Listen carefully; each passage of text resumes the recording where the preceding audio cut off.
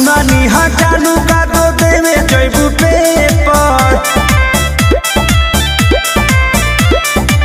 चल पहुँचा दी बैठ जाना है पर चल पहुँचा दी बैठ जाना है पर सुनानी हा जानू का दो देवे जैबू पेपर काहे हो हाँ सुनानी हा जानू का दो देवे जैबू पेपर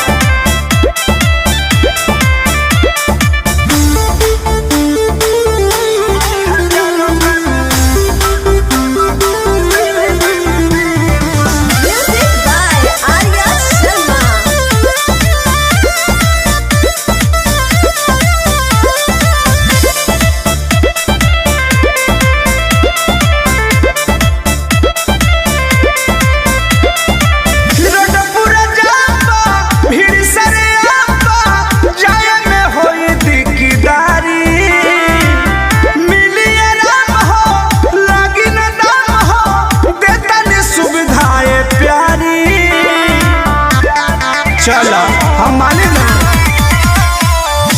पूरा जाम्बा भीड़ सरे आम्बा जाय में होई दिकदारी मिलिए राम हो लागी ना दाम हो देता नी सुविधाएं प्यारी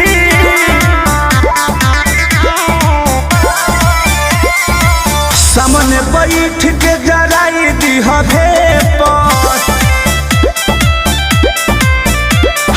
सामने बैठ के जराई दी भेपर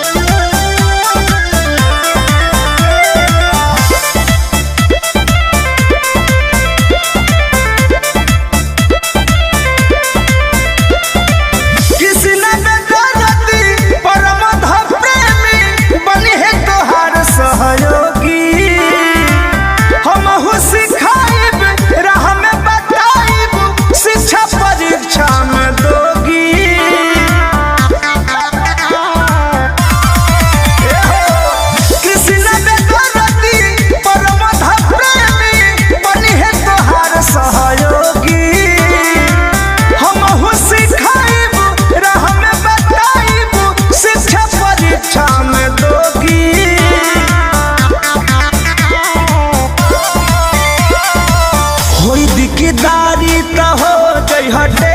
पर सुनानी हा जानू का दो देवे जैबू पेपर चल पहुँचा दी।